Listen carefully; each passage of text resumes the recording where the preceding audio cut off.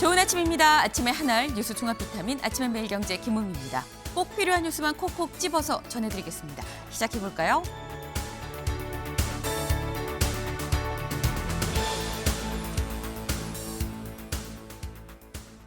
네, 매일경제입니다. 불똥 하나로 국가 전산망이 마비됐다. IT 강국의 민낯이다. 라는 게 오늘 매일경제 일면입니다. 지난 금요일 오전 8시가 조금 넘은 시가 바로 요맘때쯤인 거죠. 국가 데이터가 다 모여있는 국가정보자원관리원에서 화재가 발생했습니다. 배터리를 분리하다가 튄 불똥으로 인해서 화재가 난 것 같다라는 게 현재까지의 추정인 건데 2년 전 2023년에도 분명히 행정전산망 문제로 이런 비슷한 먹통 사태가 있었다는 거죠. 물론 당시엔 화재로 인한 먹통은 아니었다라는 겁니다. 하지만 화재가 나도 당시에 대처할 수 있다라고 얘기를 했었다라는 거죠. 다음 기사 볼까요? 국민일보입니다. 3시간 내 복구한다더니 주말 내내 먹통이었었다라는 거예요. 여길 같이 보겠습니다. 지난 2022년 판교 데이터 센터 화재로 이른바 카카오 먹통 사태가 발생했었던 당시 대전 센터가 화재나 지진 등으로 한꺼번에 소실이 될 경우 실시간 백업된 자료로 3시간 이내에 복구할 수 있도록 다 구축이 돼 있습니다. 라고 정부가 밝혔었는데 근데 그때는 된다고 했는데 왜 지금은 안 되고 있는 거냐라는 거죠. 요 얘기를 잠시 뒤에 대담으로 좀 짚어보겠습니다. 다음 기사 볼까요? 한국일보입니다. 네, 여기 같이 보겠습니다. 에이펙 북미 대화 전망, 정부 기대감 표출 변화. 네, 10월에 경주에서 있을 이 에이펙 관련해서 이때 트럼프 대통령과 김정은 위원장 북미 정상회담이 있는 겁니까? 라는 얘기에 정부의 발언이 살짝 뉘앙스가 좀 달라졌다라는 거예요. 처음엔 여기 같이 볼까요? 가능성이 매우 낮습니다. 라고 얘기를 썼었는데 지금 얘기하는 건 배제할 수 없지요. 라고 얘기를 하고 있다라는 거죠. 말이 다르고 다르다라고 하긴 합니다만 특히나 외교가에서 아랑 어는 상당히 다른 뜻을 의미를 하죠. 이런 얘기를 좀 볼 때 북미 정상회담의 가능성 점점 커지고 있는 거 아니겠느냐라는 얘기가 나오고 있습니다. 다음 기사 같이 볼까요? 경향입니다. 위성락 3,500억 달러 현금 감당할 수 없는 범위입니다. 라고 위성락 안보실장이 미국이 얘기하고 있는 3,500억 달러 투자에 대해서 이거 현금으로 얘기하는 건 이건 감당할 수 없는 범위예요. 라고 명확하게 선을 그었다라는 거죠. 주말 사이 한 언론의 인터뷰 내용이었습니다. 이 내용 계속 해왔었던 얘기 아니야 싶은데 사실 이 얘기가 3,500억 달러는 선불이지라고 트럼프 대통령이 얘기한 뒤에 나온 얘기다라는 게 포인트겠죠. 관세 협상이 장기화되면서 지금 평행선이 아니라 자꾸 해결이 좀 요원해지는 건 아니냐라는 우려 섞인 얘기도 나오고 있습니다. 다음 기사 같이 볼까요? 동아입니다. 조국 내년 지방선거 전에 민주당과 합당은 없다. 네, 이 조국혁신당 비대위원장이죠. 이제 동아일보와의 인터뷰를 했는데 이렇게 얘기를 했다라는 거예요. 내년 지방선거 전에 민주당이랑 합당하지 않습니다. 이 얘기인즉슨 민주당과 라이벌 체제로 지방선거 치를 겁니다. 라는 얘기가 될 수 있는 거죠. 다만 여기 볼까요? 호남을 뺀 지역에선 민주당과 연대할 수도 있습니다. 라는 취지의 얘기를 했다라고 하는데 관건은 민주당도 이 생각에 동의를 하는지 여부겠죠. 이 얘기도 잠시 뒤에 대담으로 좀 같이 짚어보겠습니다.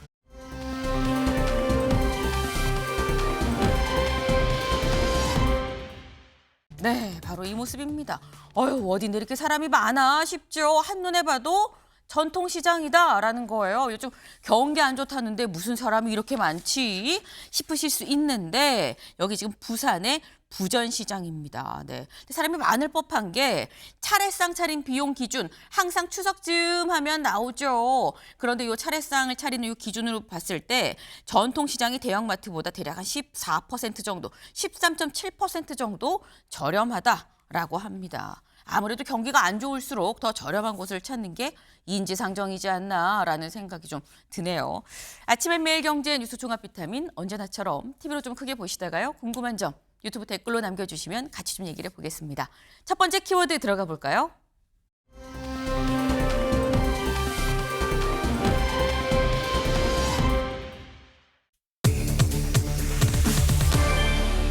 월요 대란? 네. 오늘이 월요일인데 대란이 어디서 일어나는 거냐라는 거죠. 보겠습니다. 배터리 하나에 국가 시스템이 멈췄다. 아까 말씀드렸죠. 지난주 금요일 아침에 있었던 대전의 이 국가정보자원관리원 관련해서 이 배터리를 교체하려고 분리하다가 여기서 된 불똥 하나에 화재가 발생해서 국가 시스템이 멈추는 지금의 이런 상황이 좀 이런 거 아니겠느냐라는 거예요. 이 사진 같이 보겠습니다. 이게 뭐지 싶으실 수 있어요. 지금 물에 잠겨 있는 리튬이온 배터리가 지금 보이실 겁니다. 지금 이게 일반 불이 아니라 이 리튬 배터리다 보니까 이거는 물로 하게 되면 데이터가 다 손실될 수 있어서 아예 그냥 빼서 물에다가 담궈서 완전히 이 열기가 없어지도록 이렇게 좀 이 관리를 해야 된다라고 해서 지금 다 일일이 뺀 배터리들이 다 수조 안에 담겨 있다라는 거죠. 네. 대체 어떤 화재였었던 건지 직접 영상으로 좀 확인해 보시죠.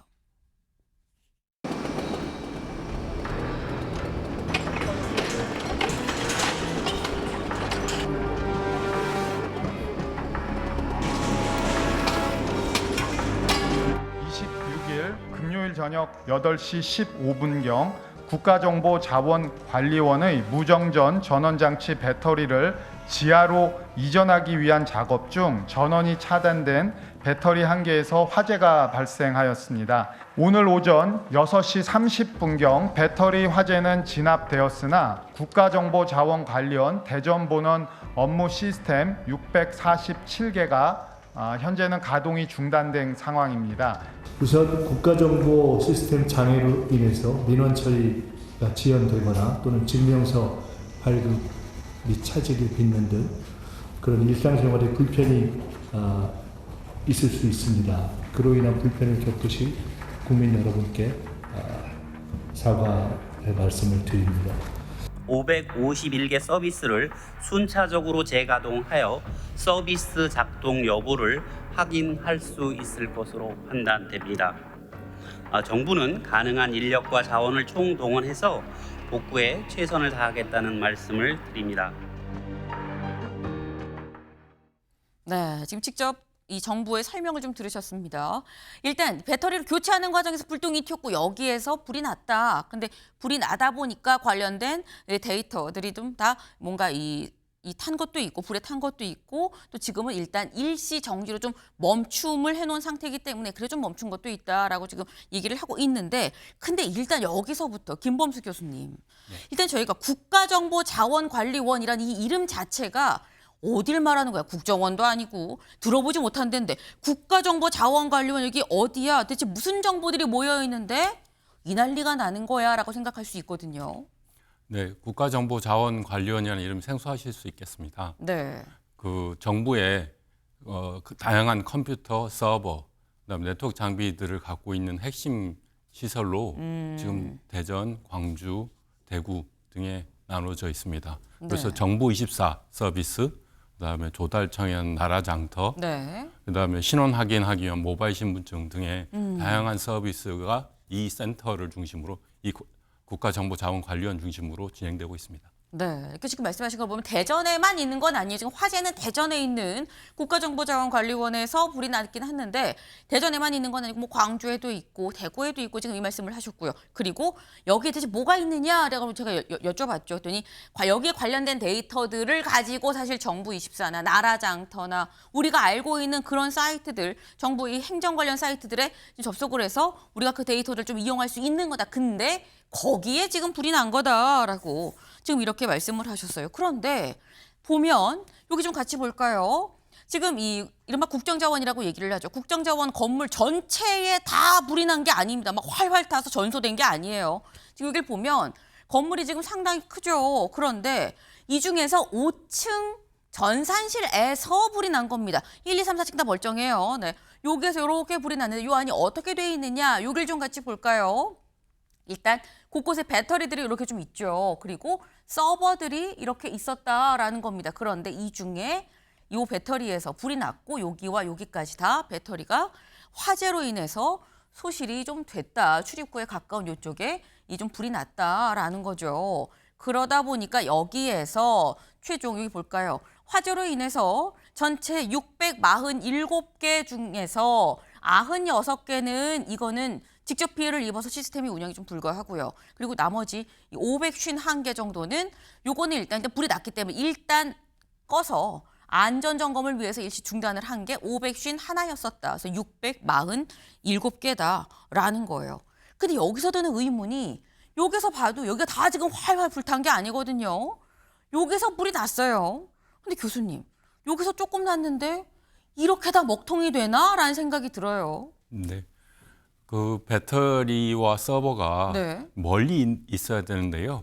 과거 처음 시작할 때는 예산 문제, 그다음에 공간 문제 등의 이유로 네. 서버와 배터리가 너무 가까이 있었습니다. 그래서 이번에 저 배터리를 좀 더 안전한 공간으로 이동시키는 과정, 그러니까 이사하는 과정에 네. 사고가 난 것으로 보입니다. 그래서 평상시보다 이사하는 과정이라서 좀 더 힘들지 않았을까 생각되고 취약한 상황이 발생한 것이죠.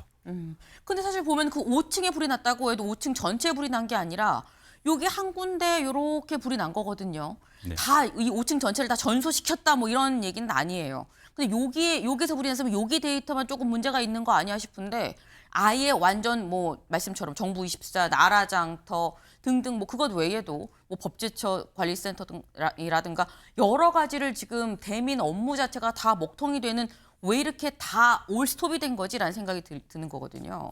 네, 배터리 자체가 많은 전기 에너지를 갖고 있기 때문에 네. 저 보통 전원을 내리면 시스템이 멈춥니다만 네. 배터리는 지속적으로 에너지를 발산하는 그래서 화재가 발생한 거고요. 그 이후로 그래서 일반 시스템이 문제가 생길 때는 금방 전원만 내리면 복구가 가능하지만 네. 지금 계속 불이 나고 있기 때문에 주변의 시스템을 보호 차원에서 그리고 이 안전 굉장히 중요한 시스템이기 때문에 안전을 위해서 전원을 차단하고 차근차근 복구를 하고 있는 것 같습니다.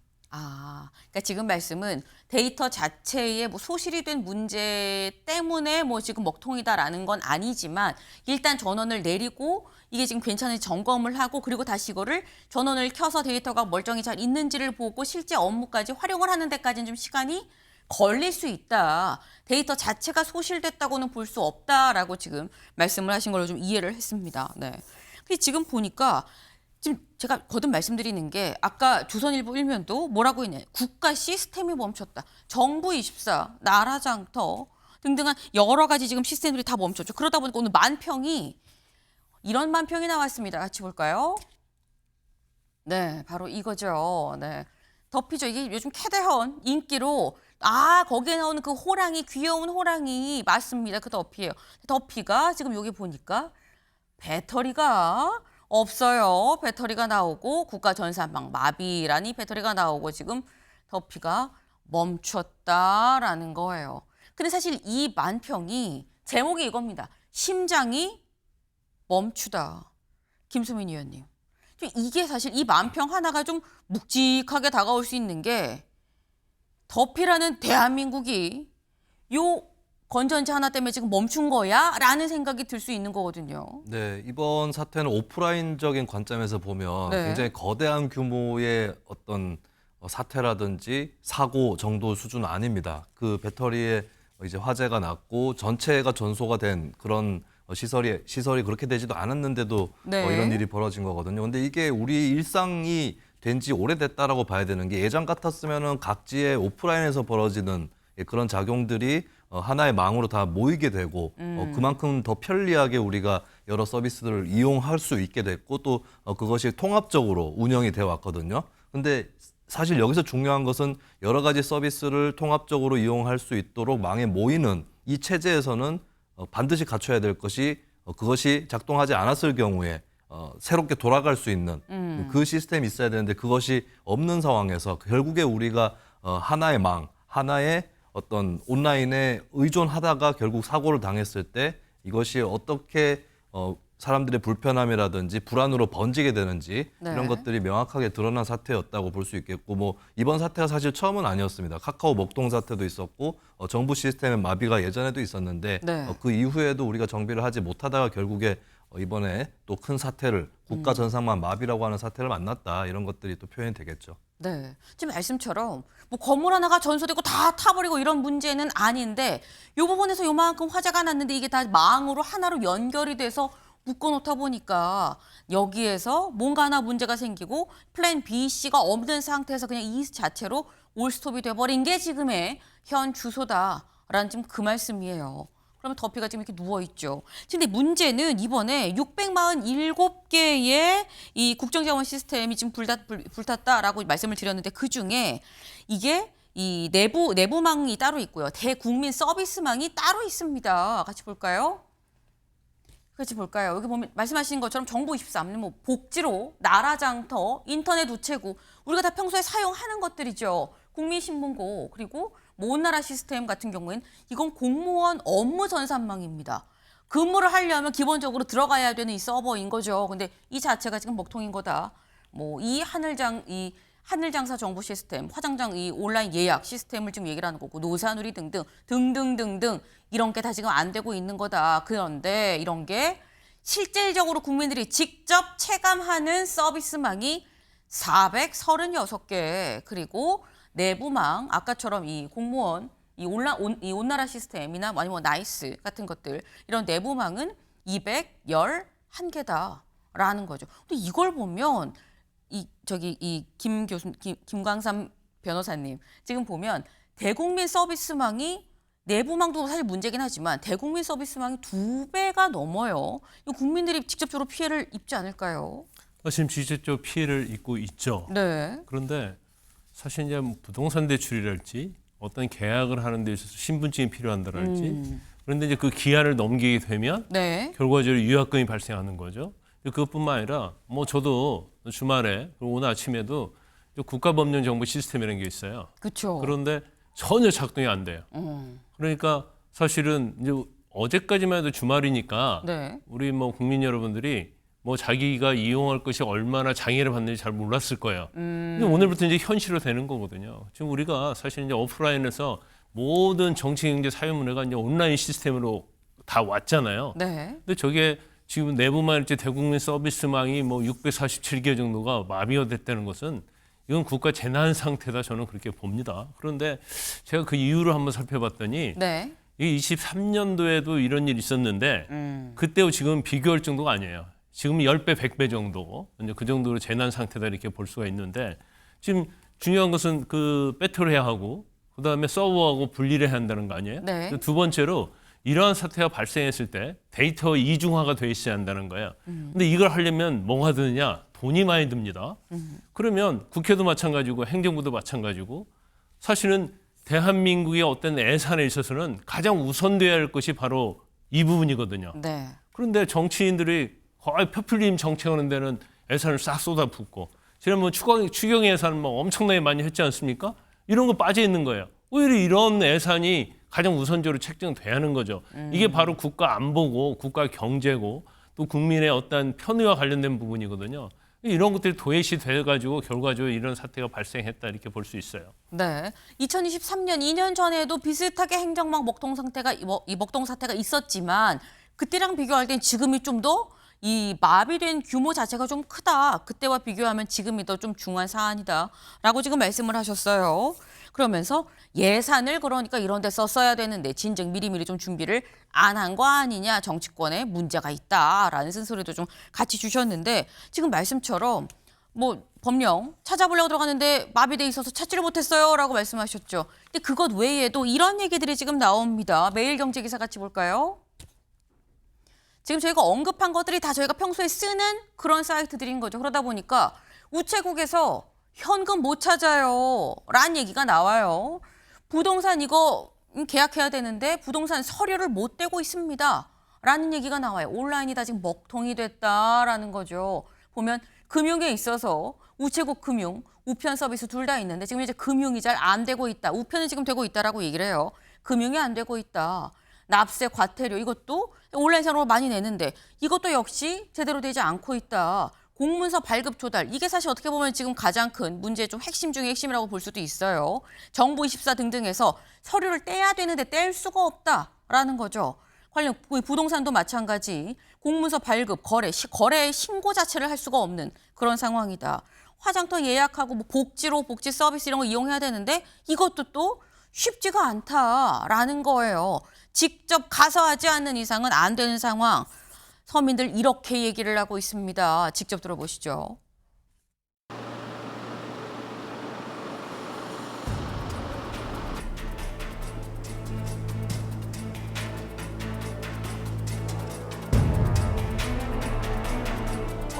추석 때 이제 택배 보낼 일도 많고 그러기 때문에 어제 저녁부터 상당히 좀 곤욕스러웠습니다.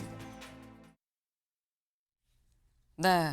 지금 두 분은 택배를 보내려고 했는데 택배가 좀 안 돼요라고 지금 말씀을 하고 계신데 일단 택배 업무는 우체국 택배 업무는 지금 정상적으로 되고 있기는 한데 우체국 금융 부분 돈을 뽑고 넣고 하는 이런 부분들이 좀 안 되고 있다. 근데 사실 또 지역으로 가면 갈수록 일반 금융보다 우체국 금융을 이용하는 분들이 상당히 좀 많은데 지역에서는 지역대로 상당히 좀 문제가 더 크게 체감이 될 수도 있겠다라는 생각이 듭니다. 볼까요? 정부 시스템 순차 가동한다지만 월요일 오늘이죠. 오늘 민원 대란이 우려가 된다라는 거죠. 지금 8시 21분을 막 지나가는 시점입니다.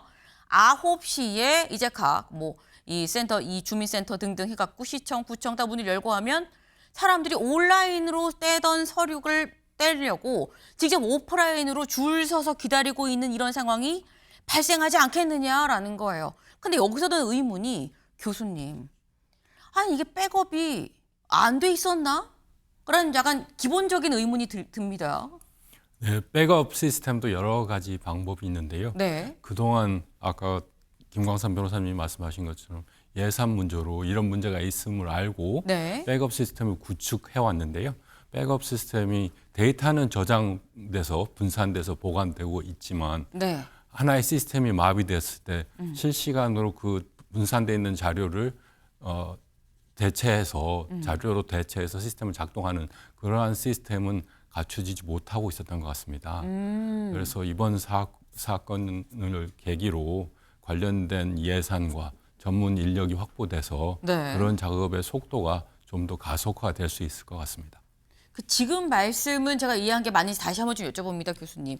데이터 자체는 백업이 돼 있다. 그런데 이 데이터를 빼서 구현을 할 수 있는 구현 시스템이 지금 완비가 돼 있지 않아서 대체 구현 시스템이 완비가 돼 있지 않아서 지금의 이 마비 사태가 온 거다. 맞습니까? 네, 전산센터가 여러 가지 레벨로 구축이 되고 있는데요. 지금까지 되고 있는 시스템은 똑같은 두 개 시스템을 구축해 놓은 게 아니라 네. 하나의 시스템이 있고 거기에 있는 중요한 데이터들을 따로 백업을 네. 해놨고 그다음에 이 데이터 원래 정상적인 시스템이 정상적으로 다시 작동할 때 데이터를 다시 가져와서 서비스를 하는 그런 네. 형태의 시스템이었는데 이게 불에 타거나 그렇죠.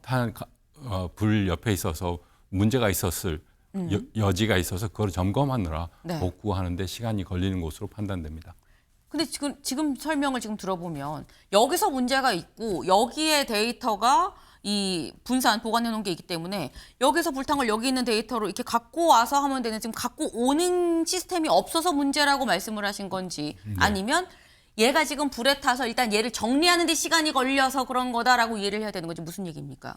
네, 시스템이 정상적으로 가동되는 시스템이 있어야 서비스를 하는데 네. 그게 지금 정상적으로 없기 때문에 지금 하는 거고요. 네. 데이터는 대부분의 데이터는 복원되면 그 정상적으로 가동 서비스를 하는 시스템이 되면 데이터는 백업 받은 것으로부터 지원될 수 있을 것으로 보입니다. 그러니까 지금 말씀은 사실 어떻게 보면 똑같은 얘기예요. 그러니까 지금 이거를 데이터만 있다고 이걸 그냥 갖다 쓸 수 있는 게 아니라 데이터를 갖다가 쓸 수 있는 시스템이 기존 거가 문제가 없으면 이걸 그냥 갖다가 쓸 수 있는 건데 문제가 있는지 없는지 확인을 해봐야 되는 거고 이게 문제가 있다고 치면 갖고 오는 다른 시스템을 해야 되는데 이것도 지금 사실 완비가 안 돼 있는 상태에서 여러모로 시간이 걸린다라는 바로 그 말씀이셨습니다. 네.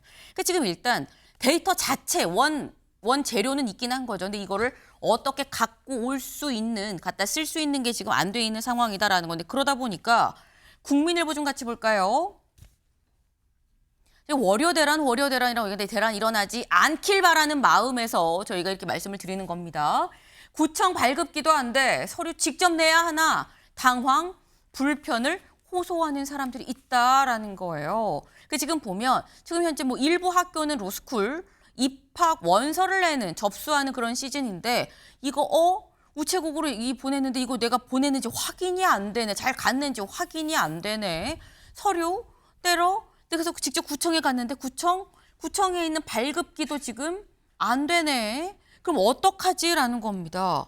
근데 그렇다고 하면 김수민 위원님, 그럼 일반 시민들은 당분간 아날로그로 7080 때처럼 그냥 그렇게 찾아가서 줄 서서 떼주세요, 몇백 원 내고 이거 해야 되는 겁니까? 네, 아무래도 지금 안 되고 있는 서비스들이 많고 그리고 네. 서비스 하나하나의 면면을 보면 많은 사람들이 이용을 하거나 또 급박한 사정에 있는 사람들, 어려운 사정에 있는 사람들이 이용하는 서비스들이 안 되고 있거든요. 일단 정부 24만 해도 굉장히 여러 가지 뭐 주민등록 그렇죠. 등본을 포함해서 이런 것들을 떼시는 걸 원하는 분들이 이용을 해야 되는데 이게 안 되고 있고 그리고 좀 제가 더 걱정이 되는 게 복지로 서비스까지 안 되고 있다는 거예요. 이거는 이제 복지에 필요하신 그 수요가 있으신 분들이 이용을 해야 되는데 네. 굉장히 어려운 사정에 있는 분들 불편함이 상당히 커질 것이다라고 보는 것이고 나라장터 같은 경우는 정부나 지자체 조달에 관련된 이 시스템인데 이러면 이제 지자체나 정부에서 하는 계약이라든지 또 실제로 조달을 한다든지 또 그 관련 업체에서도 크게 불편이나 불안이 생길 것으로 보이고 결국에는 이거를 해결을 하려면 이제 오프라인에서 움직이는 수밖에 없는 것이다. 네. 이렇게 봐야 될 것 같습니다. 그러니까 우리가 지금까지 사실 한국 같은 경우는 일본의 옆 나라 일본에 비해서도 온라인이 상당히 발달해 있고 우리가 일본을 중간중간에 조금 비웃었던 것이 아직도 저 나라는 종이 쓰고 도장 찍는다라고 하는 팩스 그런 보낸다, 얘기를 뭐 이런 했었거든요. 얘기를 했었죠. 예, 그 점에서 아마 일본 분들도 한국이 이 문제는 훨씬 앞서 나간다라고 생각을 하실 텐데 근데 우리도 여기에 대해서 평소에 망을 다 모아놓고 또 거기서 통합적인 서비스를 제공을 해서 여러 가지 편리함이 있었지만 여기에 대한 백업 이런 것들이 준비되지 않았을 경우는 네. 오히려 더 일본보다도 더 불편한 사회가 될 수도 있다라고 하는 점 이런 점들이 교훈으로 남을 거로 보입니다. 네. 제가 아까 말씀 중에 살짝 좀 잘못 전달해드린 부분이 있어서 다시 한번 좀 정정을 합니다. 우체국 서비스 중에서 택배가 안 되는 거지 금융은 오히려 지금 되고 있다고 제가 반대로 좀 말씀을 드렸어요. 그래서 저희 유튜브 댓글에도 지금 금융은 잘 되고 있는데요 라는 의견들이 속속 들어오고 있는데 정정의 말씀을 드립니다. 금융은 된다. 다만 택배가 지금 안 되고 있는 상황이다라고 다시 한번 좀 정정 말씀을 드립니다. 그러니까 지금 사실 이게 저희가 말씀을 드리고 있는 상황에서도 전에 안 된다고 했었던 게 5분, 10분 상간 또 되는 것도 복구가 되는 것도 있을 수도 사실 있긴 해요. 그러니까 그런 부분은 사실 계속해서 좀 업데이트를 해서 좀 챙겨보실 필요도 또 있겠다라는 말씀을 좀 드립니다. 근데 저희가 아까 저희 일면하면서 말씀을 드렸었죠. 요런 비슷한 일, 화재로 인해서 사실 2023년에는 화재로 먹통인 건 아니었습니다. 그런데 3년 전에 판교의 데이터 센터가 화재로 인해서 완전 먹통이 된 적, 이른바 카카오 먹통 사태가 있었습니다. 그때 국가정보자원관리원 쪽에서 이 관련해서 뭐라고 얘기를 했느냐, 그 얘기 잠깐 들어보고 오시죠. 대전센터가 화재나 지진 등으로 한꺼번에 소실될 경우 재복구 시스템은 실시간 백업된 자료로 3시간 이내 복구할 수 있도록 구축되어 있다는 말씀을 드립니다. 또한 앞으로도 대전 강주센터의 동시 기능 마비에 대비할 수 있도록 재해복구 전용 기능을 수행하는 공주센터를 건립하여 2024년부터 운영할 계획입니다. 네, 2022년에 그때 불났을 때 그럼 우리 행정망은 다 괜찮은 겁니까? 라는 얘기에 정부에서 얘기를 하죠. 뭐라고 얘기하느냐. 대전센터가 화재나 지진으로 한꺼번에 다 소실이 될 경우 지금보다 훨씬 큰 사안이에요. 지금보다 막 소실된 상황은 아닙니다. 근데 다 소실이 된다고 해도 실시간으로 백업된 자료로 3시간 이내에 복구할 수 있어요. 라고 얘기를 했다라는 거죠. 근데 3시간 내에 복구한다더니 금요일 아침에 있었던 불인데 주말 내내 먹통이었다라는 거예요. 네. 근데 이게 3시간 내에 복구한다더니 교수님, 3년 동안 무슨 일이 있었던 거냐? 왜 아무 일이 없었던 게 사실 문제인 상황이 아닌가라는 생각이 들어요. 네, 맞습니다. 3년 전에도 3시간 이내 복구란 목표를 가지고 네. 여러 가지 준비를 했었는데요. 그동안에 저게 정부 예산이 굉장히 많이 소요되는 것이고 네. 우선순위가 좀 낮았던 것 같습니다. 그래서 예산 계획했던 것대로 집행이 안 되고 관련된 지금 방송에서 금방 보신 것처럼 그 액티브 시스템 2개가 동시에 똑같은 작업을 하고 있다가 하나가 문제가 생기면 다른 시스템이 바로 작동을 하는 그런 시스템을 갖춘 게 아니라 보통 쌍둥이 서버라고 얘기를 네. 하죠. 똑같은 게 아니라 하나는 데이터를 저장하고 있고 하나는 계속 작업을 하고 있고 그래서 이 작업하던 시스템에 문제가 생기면 바로.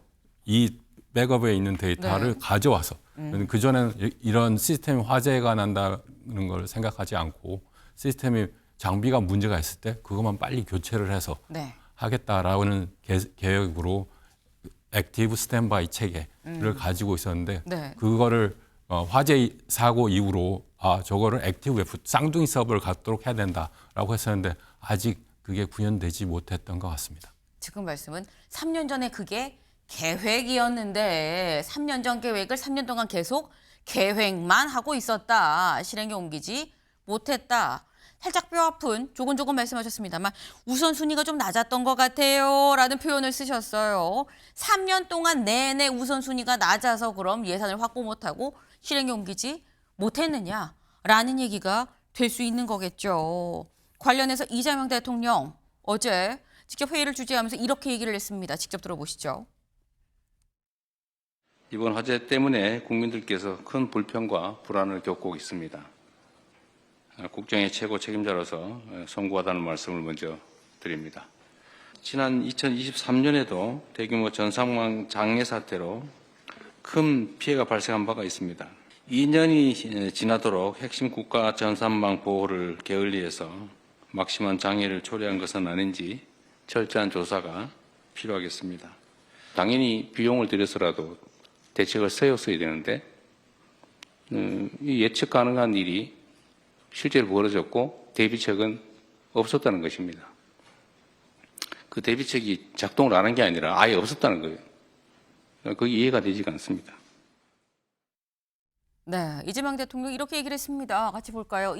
2년 전에 2023년에 행정망 장애를 겪었는데도 불구하고 왜 여지껏 대책이 없었냐. 국가 운영 체계에 좀 문제가 있다라고 얘기를 했다라는 거죠. 근데 이 얘기를 잘 보면 김광삼 변호사님, 윤석열 정부 때 왜 준비를 안 해놓은 거예요? 라는 얘기가 될 수 있어요.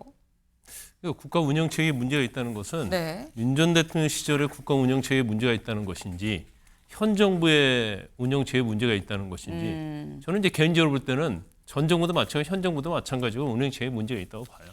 지금 서로 내탓만하고 떠넘기기 하고 있잖아요. 그러면 우리가 예를 들어서 도로를 건설했어요. 네. 전 정부에서. 그 도로를 건설했는데 도로가 약간 위험성 있는 도로라서 사고가 났어요. 크게. 그러니까 예산을 투입해서 도로를 다시 사고 없게 만들겠다 해놓고 예산이 투입이 안 됐습니다. 네. 그러다 정부가 바뀌었어요. 그러면 그 정부는 거리고 나서 또 대형 사고가 나왔어요. 그러면 이게 전 정부 책임인지 현 정부 책임인지 적어도 그 도로의 예산이 확보가 안 됐다고 한다면 표지판으로 설치하든지 아니면 거기서 수신호로 네. 사고가 안 되도록 해야 하는 거 아니에요? 예산이 바로 책정이 안 된다고 한다면. 그래서 이건 누굴 떠넘기는 그런 식으로 가면 안 된다. 저는 그렇게 봅니다. 그래서 네. 예를 들어서요. 지금 제일 중요한 것은 예산 때문에 아까 액티브 재해복구 시스템 데이터 백업만 했지 전설 하나가 문제가 되면 다른 시스템으로 인해서 제대로 작동하게 만들어야 하는데 그게 안 됐다는 게 예산 문제라는 거 아니에요? 네. 그러면 그건 행정부에서 왜 예산을 책정 안 했느냐. 그 문제 있을 수 있죠. 그러면 전 정부 책임 될 수 있어요. 그러면 민주당은 워낙 많은 무소불위의 국회의원을 가지고 있잖아요. 그때 왜 이거 하라고 안 했느냐. 대통령실 예산하고 특수비 같은 거 다 깎는 거 네. 좋다 이거예요.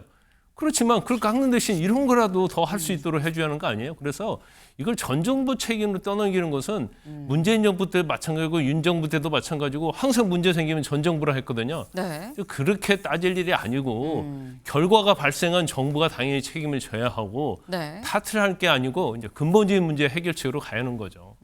지금 이게 사안이 발생을 한 게 전 정부, 현 정부를 따질 일이 아니라 수습하는 게 중요한 게 아니긴 해. 따지고 보면 어디 하나 책임 없는 데가 어디 있냐라는 지금 이런 취지의 말씀이에요. 그런데 조선일보 기사 같이 볼까요? 국민의힘에서는 또 이렇게 얘기를 하고 있습니다. 이 대통령 2년 전 이상민 경제를 요구했던 윤호중 행안부 장관도 경질을 해야 되는 거 아닙니까? 라고 누가 얘기했느냐? 송원석 국민의힘 원내대표가 SNS에 글을 올렸습니다.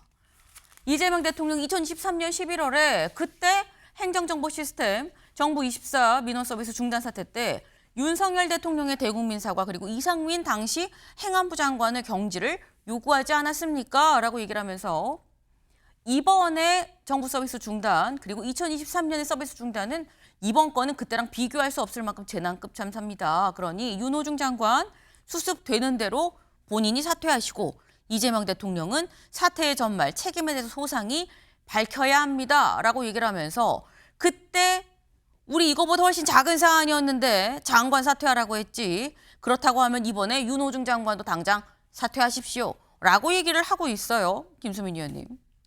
네, 송원석 원내대표가 너무 급하게 얘기를 한 것 같아요. 그러니까 일단 수습되는 대로 사퇴하라고 본인도 얘기를 했는데 네. 정말 행안부 장관의 책임을 따져 묻고 정말 사퇴 쪽으로 가져가려면 수습하는 걸 봐가면서 얘기를 해도 늦지 않다. 지금 사고가 나자마자 이렇게 얘기를 하는 것은 정쟁으로 국민들한테 비춰질 수밖에 없는 거거든요. 그리고 좀 굳이 비교를 하자면 2023년의 11월에 이상민 당시 장관에 대한 사퇴론이 이제 당시 야당이었던 민주당으로부터 제기가 되는데 근데 그때는 이제 이상민 장관이 된 지 그리고 그러니까 윤석열 정부가 출범을 한 지 1년 6개월 정도가 지난 상태였습니다. 그리고 사실은 그 이전에 이태원 참사에 대한 책임론도 있었고 이런 것들이 중첩에 대해서 사퇴론으로 이어진 것인데 윤호중 장관 같은 경우는 지금 이재명 정부가 출범하고 4개월 정도가 조금 안 됐거든요.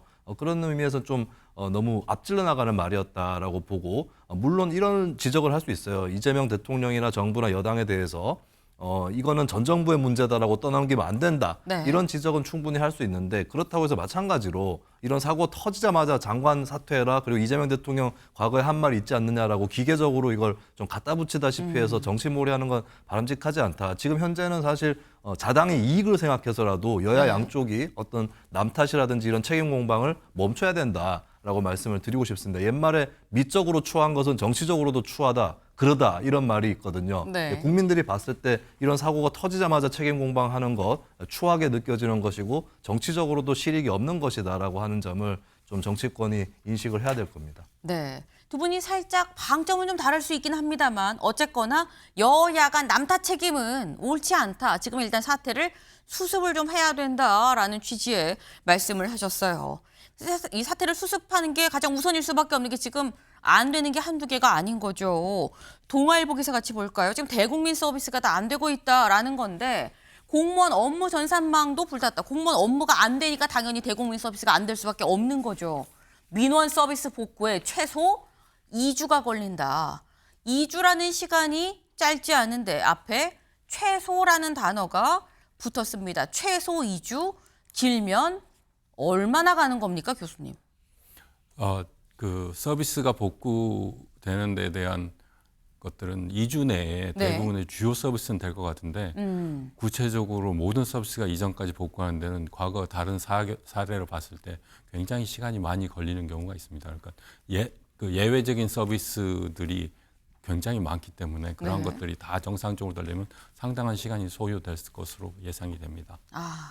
그만큼 정부에서 하는 서비스들이 민간 부분도 전 국민에게 미치는 영향이 커졌다라고 이해하시면 될 것 같습니다.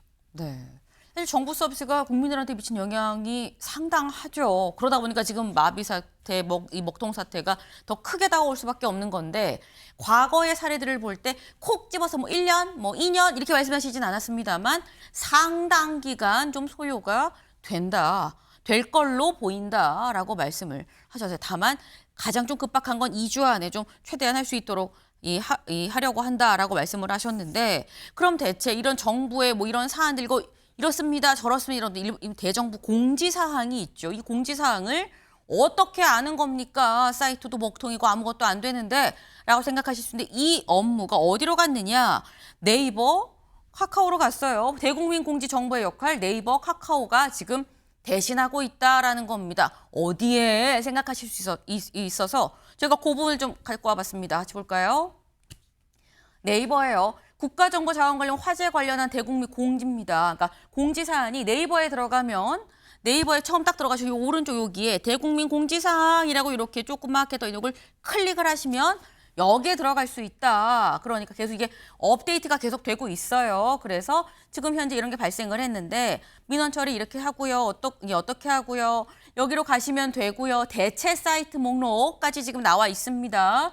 같이 여기 와보실까요? 정부 24는 안 되지만 전자 가족관계 등록 시스템, 교통민원 24, 세움터, 홈택스 등등등 요런 걸 좀 안내를 해주고 있습니다. 그러니까 지금 일단 정부에서 안 돼도 민관 네이버, 카카오에 들어가시면 여기를 클릭하시면 이런 정보들이 있으니까 요거를 좀 잘 숙지를 하셔서 지금 현재 먹통사들 좀 잘 헤쳐가시는데 도움이 됐으면 좋겠다라는 생각을 좀 해봅니다.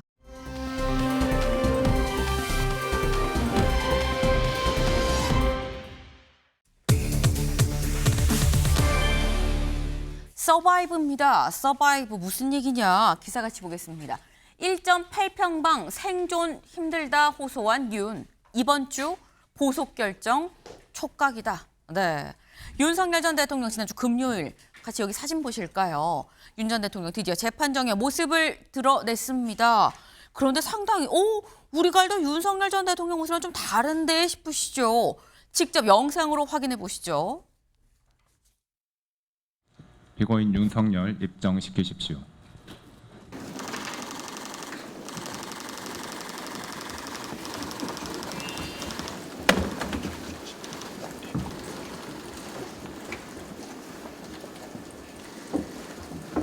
피고인 성명이 어떻게 되시죠?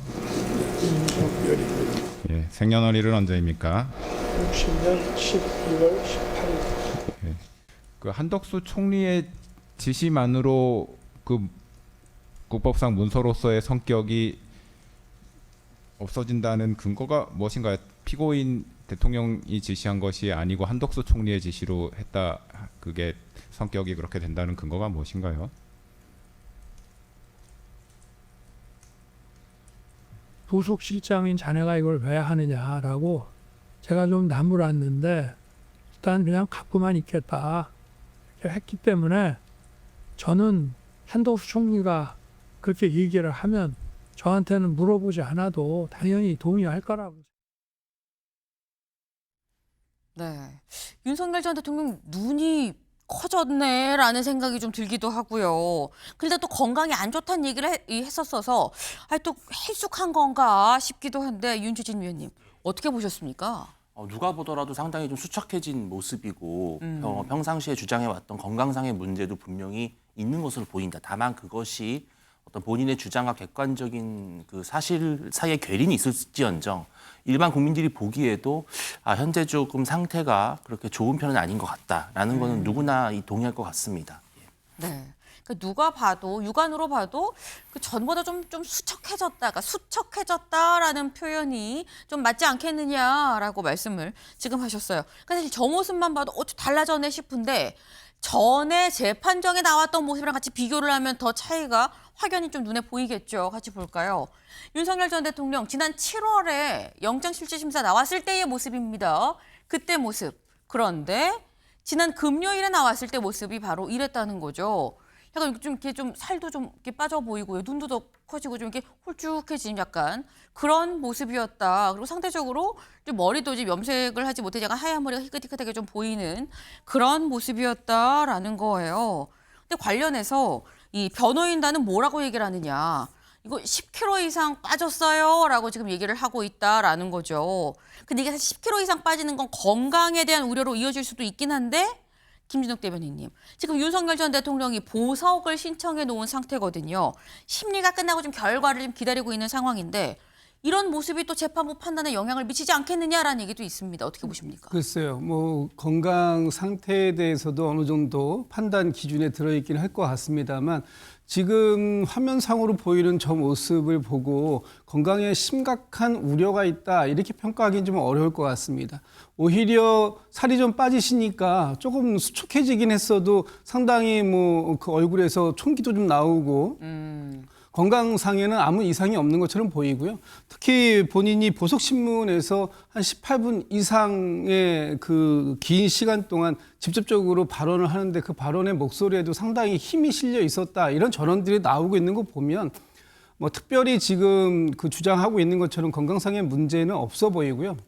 설령 뭐 당뇨병이라든지 아니면 안과적 질환이 있다고 하더라도 지금 구속 상태에서 얼마든지 외부 병원의 진료를 통해서 그런 부분들은 관리할 수 있어 보이기 때문에 뭐 저 상태에서 당장 건강상의 이유만으로 보석을 허가해줘야 할 그런 필요성은 지금으로선 보이지 않는다 이렇게 평가할 수 있을 것 같습니다. 네.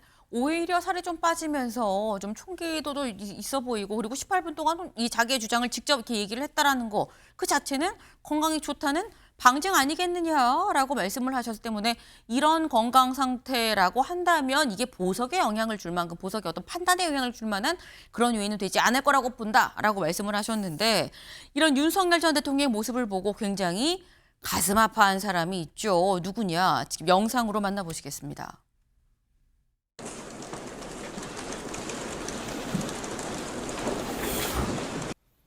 너무나 수척하고 너무나 안타까운 모습을 보이셨습니다만은 그럼에도 불구하고 바로 재판장 독에 예의를 갖추고 여러분 이게 바로 보수주의 가치 진정한 상남자 윤석열 대통령이라고 저는 같은 남자로서 정말로 존경하고 멋있다고 생각합니다. 이런 윤석열 대통령 지켜내야 되지 않겠습니까?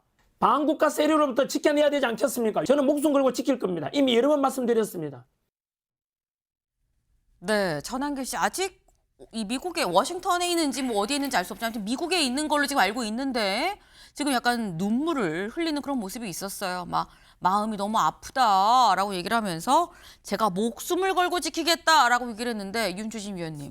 그럼 목숨 걸고 지킨다고 했으니까 이제 귀국하는 걸까요? 뭐 당연히 언젠가는 돌아오실 텐데 네. 글쎄요 왜 지금 미국에 장기 체류를 하신지는 저도 이유는 알 수 없지만 네. 아마 뭐 국내적 상황에 대한 불안감도 분명히 있는 것 같고 또 미국에서 그동안 뭐 계속 해나가야 되는 그런 네트워크도 있을 것으로 보입니다. 근데 이제 윤석열 전 대통령의 보석 문제를 우리가 이렇게 또 여론으로 뭐 왈가왈부할 문제라기보다는 사실은 두 가지죠. 첫째 정말 건강상의 문제가 있는지 네. 면밀한 판단이 필요합니다. 그리고 두 번째는 다른 이미 보석으로 나온 사람들과 형평성 문제도 있는 것 같아요. 예를 들어서 송영길 전 대표, 그다음에 정진상 실장, 김용 전 민주연구원장 모두 보석으로 풀려나와서 지금 자유롭게 활동하고 있습니다. 아마 이런 분들도 나중에 중형을 피하기 어려울 것으로 보이거든요. 그럼에도 불구하고 보석으로 나왔다는 것은 그만큼 피고인의 방어권을 어느 정도는 인정해주고 있다는 것이고요. 또 하나는 윤석열 전 대통령이 지금 현재 많은 재판과 수사를 받고 있습니다. 그렇기 때문에 변호인들과의 어떤 체계적인 법리 대응에 대한 매우 제한적인 환경에 놓여 있는 것도 사실인 건 맞습니다. 그렇다면은 보다 본인의 방어권을 충분히 행사하기 위해서 조금 더 자유로운 환경 속에서 변호인들과 접견하고 변호 전략을 좀 짤 수 있는 그러한 형평성 문제도 아마 재판부가 좀 심사숙고해서 판단하지 않을까 싶습니다. 네. 지금 이 보석을 결정할 때는 크게 봐야 될 게 두 가지 아니겠느냐. 건강상에 진짜 문제가 있는지 없는지. 그리고 두 번째가 기존의 다른 보석으로 나온 사람들과의 형평성. 이 정도면 보석으로 내보내줬으면 윤석열 전 대통령도 같은 기준이라고 하면 또 내보내줘야 되는 그 형평성을 따져봐야 되는 거 아니겠느냐라고 했는데 사실 지난주 금요일 윤석열 전 대통령 직접 첫 이 신건으로 들어온 재판이었기 때문에 첫 공판이라 출석을 해야 되는 것도 있었고 또 보석 심리도 같이 이루어졌었죠. 근데 다만 이 보석 심사는 비공개로 이루어졌습니다. 근데 비공개에서 윤석열 전 대통령이 굉장히 많은 얘기를 했다라는 거죠. 뭐라고 얘기했나 같이 볼까요? 1.8평 독방 안에서 서바이브 자체가 힘들었다. 살아남는 것 자체가 좀 힘들었다라고 얘기를 했어요. 재판 출석도 체력적으로 어렵다. 숨을 못 쉴 정도로 위급한 상태는 아니지만 법정에 이렇게 나오는 것 자체가 보통 일이 아니다라고 얘기를 했습니다. 그러면서 불구속 상태에서 한 번도 나는 재판에 빠지거나 한 적이 없다. 이 상태로는 체력적으로나 여러 가지로 힘들어서 보석 청구를 한 건데 이 보석을 인용해 준다고 하면 운동도 하고 당뇨식도 이 식단도 좀 하면서 사법 절차에 협조를 하겠다는 뜻으로 제가 보석에 신청했습니다. 라고 얘기를 했어요. 김준욱 대변인님. 서바이브가 힘들다라고 지금 얘기를 했어요. 내가 오죽하면 이렇게 살이 빠지고 이런 건 체력적으로 잘 안 된다. 그러니까 석방을 해달라라는 얘기인 거거든요. 윤석열 피고인은 좀 염치부터 좀 챙기셨으면 좋겠다 이런 생각이 듭니다. 지금 1.8평에서 서바이브 생존이 어렵다 이렇게 말씀하시는데 지금 이 홍거실이요. 지금 1.8평 정도보다 조금 2배 정도 큰 한 4평 정도 된다고 합니다. 거기에 지금 몇 명이 있냐 하면 평균적으로 한 7, 8명 정도가 있습니다. 지금 작년 말 기준으로 한 전국에 6만여 명의 수용자가 있습니다. 그 수용자들에게 좀 미안한 생각이 좀 안 드실까요?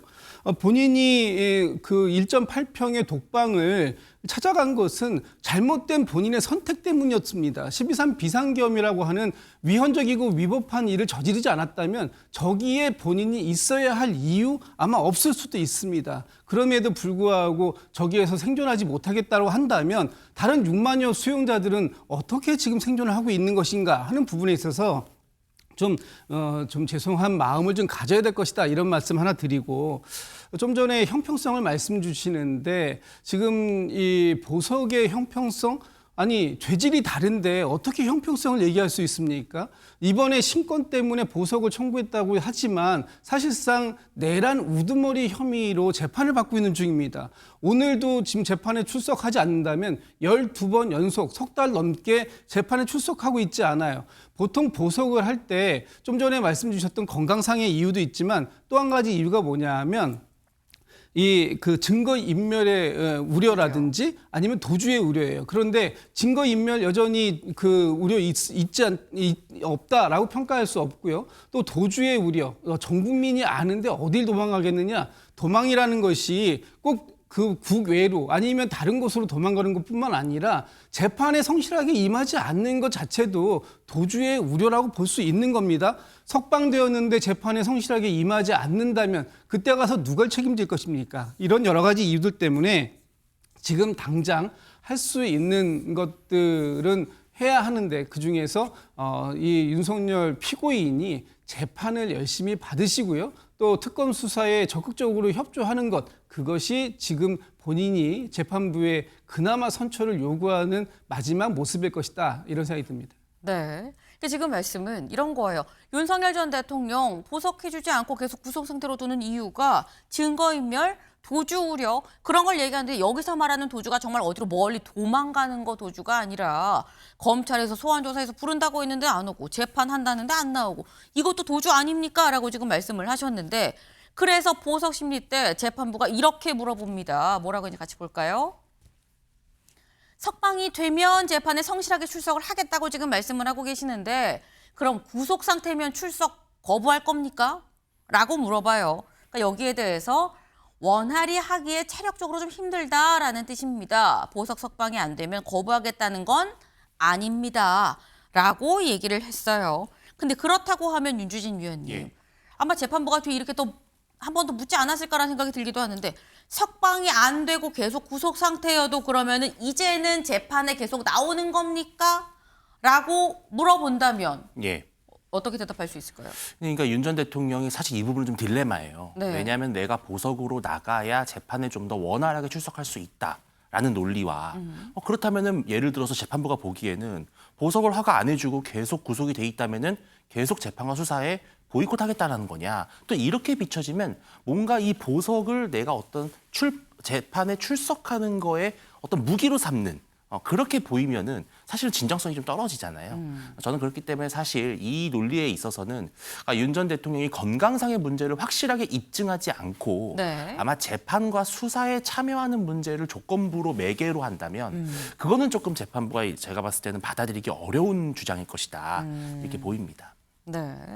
지금 사실 이게 윤석열 전 대통령이 좀 딜레마다. 진짜 건강이 안 좋기 때문에 그래서 보석을 해달라라는 어떤 재판부로서도 확실한 명분이 있는 상황을 들이밀지 않는 이상해야 재판부로서는 이 결정을 하기가 쉽지 않지 않겠냐라는 건데 사실 보석 결정이 나도 진즉에 났어야 되는 상황이긴 합니다. 왜? 형사소송규칙 제55조를 좀 같이 볼까요?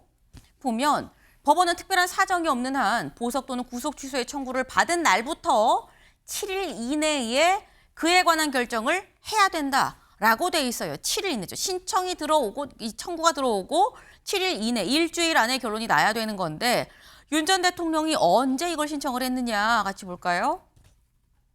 지난 19일에 보석을 신청을 했습니다. 근데 그렇다고 하면 일주일이면 사실 일주일 쭉 지나서 보석 심사가 있었던 지난 금요일 날 심사하고 바로 이날 혹은 늦어도 뭐 이튿날 새벽쯤에는 결과가 나왔어야 될 것 같은데 근데 안 나오고 토요일이 지나고 일요일이 지나고 그리고 월요일 오늘 날짜로 따지면 열흘 이 10일차에 들어섰다라는 거죠. 근데 그렇다고 한다면 이건 김진욱 대변인님 재판부에서 약간 고민을 좀 깊게 하고 있는 거 아니냐라는 생각이 듭니다. 여러 가지 상황을 좀 종합적으로 보고 있는 것 같습니다. 특히 오늘 이제 그 윤석열 피고인에게 내란 우두머리 혐의로 재판이 예정돼 있어요. 네. 아마 오늘 재판의 출석 여부까지 지켜보고 판단하겠다라는 생각이 있을 수 있습니다. 오늘 아침 전에도 말씀드렸습니다만 오늘 재판에 불출석을 하게 되면 12번 연속으로 불출석을 하게 되는 거예요. 그렇다면 지금 골석 재판을 하고 있긴 합니다만 네. 이 재판에 전혀 협조할 의지가 없다라고 읽혀질 겁니다. 그런 상황 속에서 지금 본인 재판부가 그 별건으로 지금 이제 새로운 재판을 시작하는 거 아닙니까? 네. 그러면 그 재판에서 보석을 허가했을 때 지금 내란 우두머리 혐의를 받고 있는 이 재판에도 이 석방된 상태에서 재판을 받으라는 것을 결정하는 거하고 똑같은 얘기예요. 어느 상태에서는 지금 그 구속되어 있는 상태고 어느 상태에서는 불구속되어 있는 상태에서 받는 상황은 아니지 않습니까? 인신이라는 것은 한 사람이기 때문에 네. 지금 본인의 재판부가 결정하는 것이 다른 재판부에도 영향을 미칠 우려가 매우 높다라고 한다면 다른 재판부의 상황까지 고려해야 되는 것이고요. 특히 특검에서 지금 3가지 특검에서 윤석열 피고인에 대해서 계속해서 출석을 요구하고 있습니다만 거기에도 응하고 있지 않은 이런 모습들이 네. 결코 윤석열 피고인의 이 보석 심리에 긍정적인 영향을 준다라고 보기는 어려울 것 같다고 봅니다. 네. 지금 말씀하신 것처럼 오늘도 내란 재판이 예정이 돼 있습니다. 그래서 지금 말씀하신 거는 아마도 요 보석 심리를 하고 있는 요 재판부, 신권 재판부가 오늘 내란 재판에는 나오나 여부도 아마 거기에도 좀 예의주시해서 보고 있지 않겠느냐. 보석 판단의 이 어떤 근거로 쓰기 위해서 오늘 윤석열 전 대통령 출석하는지 여부도 좀 볼 것 같다라는 건데 윤 전 대통령이 오늘 출석을 할지 여부도 관전 포인트가 될 것 같네요. 다음으로 좀 넘어가 봅니다.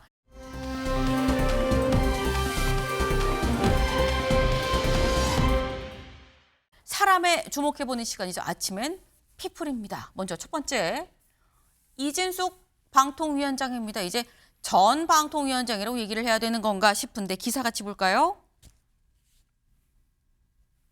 방통위 폐지법 내일 국무회의에서 의결이 된다. 이진숙 개딸에 추석 선물 주는 거 아니겠느냐. 나 헌법소원 제기할 겁니다. 라고 얘기했다라는 거죠. 지난 토요일 방송미디어통신위원회 설치법이 국회 본회의를 통과를 했습니다.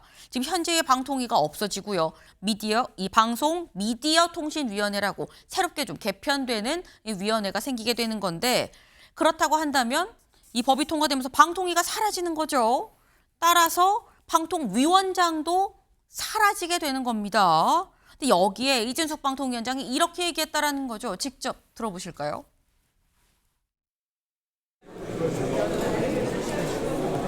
무제한 토론 종결 동의가 가결되었으므로 무제한 토론이 종결되었음을 선포합니다.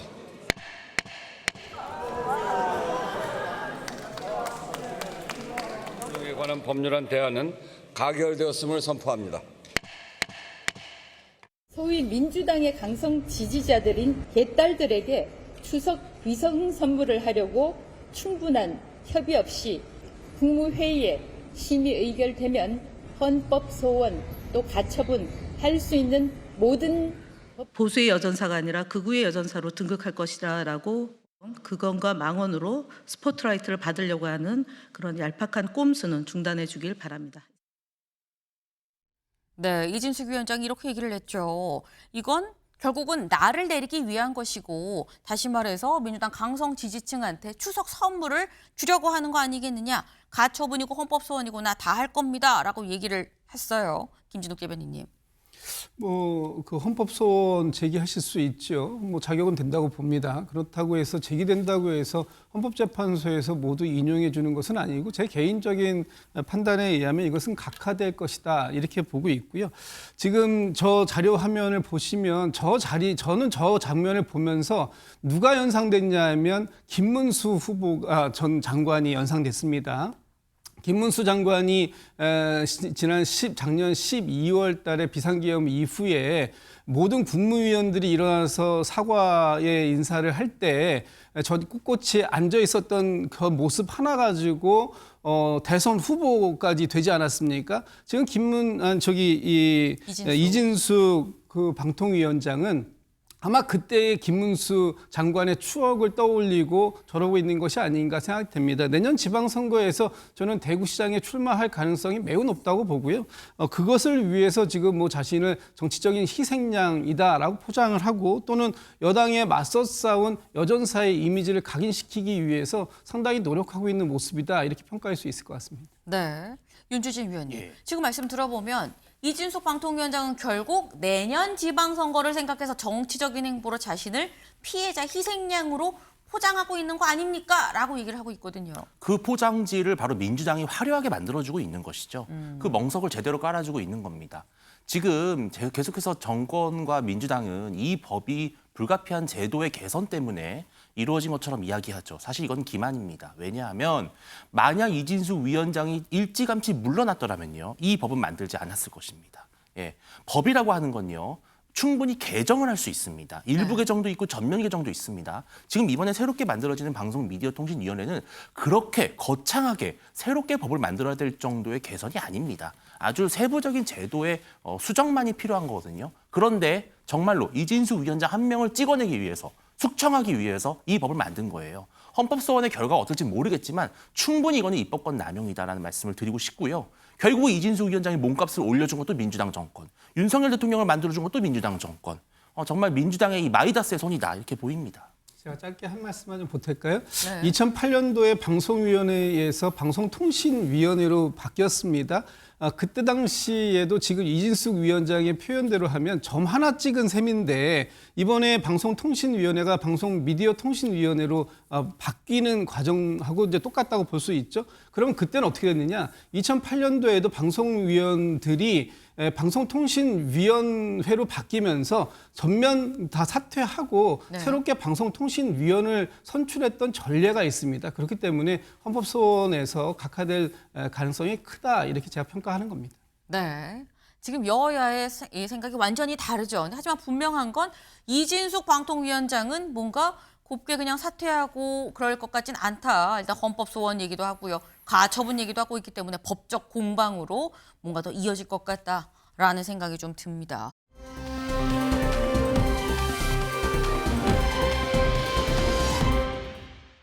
두 번째 인물 좀 가볼까요? 두 번째 인물. 바로 조국 혁신당 비대위원장이죠. 이제 이 조국 이 위원장이 왜 나왔는지 기사 같이 보겠습니다.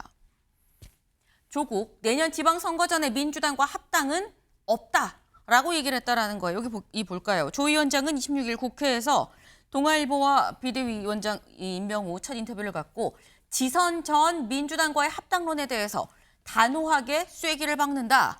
지금의 위기는 합당으로 해결되지 않는다라고 얘기를 했습니다.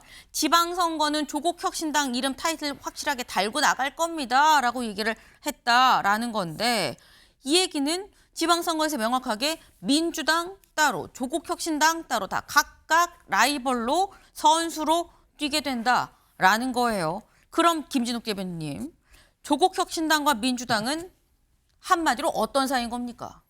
이제 사실상의 지방선거에 막이 올랐고요. 네. 이제 더 이상 지민 비전은 없다라는 것을 명확하게 공식화했다라고 보여지고 여전히 지금 이 인터뷰 기사를 보면 경쟁적 협력 관계를 가져가실 수는 있다 이렇게 표현하는데 네. 앞으로 이 상황이 어디까지 경쟁이고 어디까지 협력할 수 있는지는 좀 지켜봐야 할 필요가 있을 것 같습니다.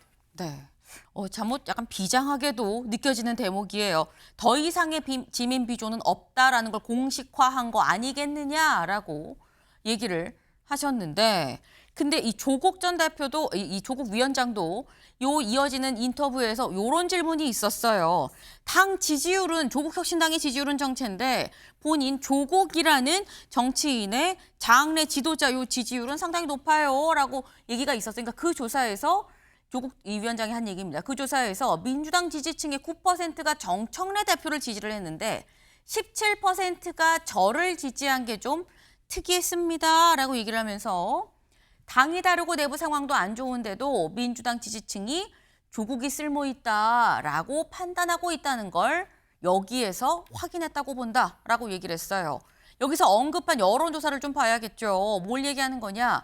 금요일 갤럽 여론조사였습니다. 보면 장래 정치 지도자 이 선호도인데 1위 조국입니다. 17%, 장동혁, 정청래 9%, 이준석 1, 김민석 8% 등등등 이었었다라는 거죠. 조국 17인데 이 정청래 9였다라는 건데 민주당 지지층에서라고 지금 얘기를 하잖아요.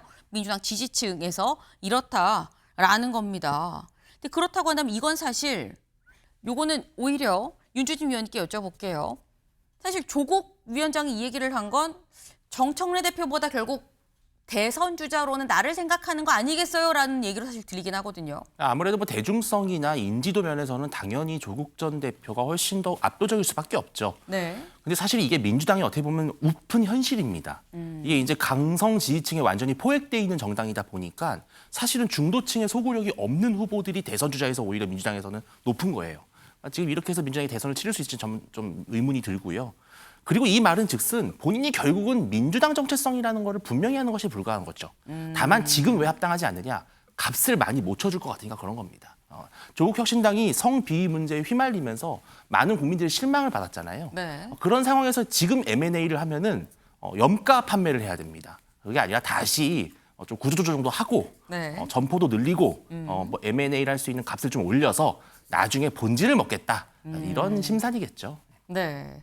지금 이 얘기 중에서 오히려 나는 민주당 DNA다라는 방증을 본인 직접 한 거 아니겠느냐라는 말씀이어서 지금 M&A를 하면 값을 많이 못 얻으니까 몸값을 좀 높인 다음에 들어가겠다라는 또 다른 얘기 아니겠느냐라는 건데 정청래 대표가 조국 위원장의 이런 발언을 또 예의주시하지 않을까라는 생각이 좀 듭니다.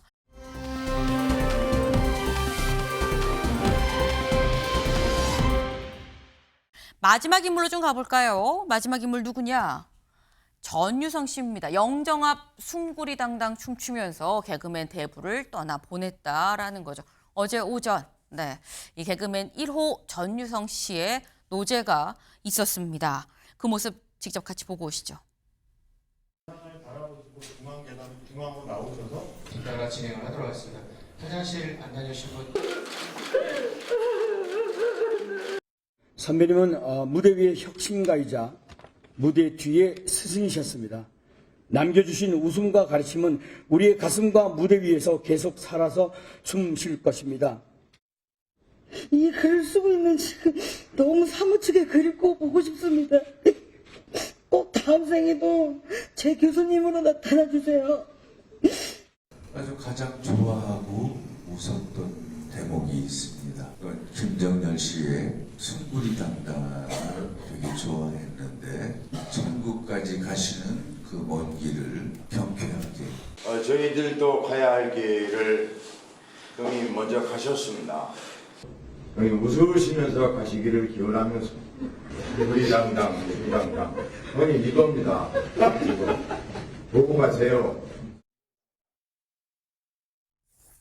네, 참 웃기도 그렇고 울기도 그렇고 좀 애매한 그런 장례식이었던 것 같다라는 생각이 좀 들긴 듭니다. 네, 사실 이 노제 자체가 개그 콘서트 녹화장 KBS 이 공개홀에서 또 노제가 이루어졌다고 해요. 이제 후배들이 선배를 생각하면서 숭구리당당 춤도 추고 또 눈물도 같이 흘리는 그런 자리였는데 호랑이는 죽어서 가죽을 남기고요. 사람은 죽어서 이름을 남긴다라는 얘기가 있는데 전유성 씨의 그 여운이 좀 짙게 남아있다라는 생각이 좀 듭니다.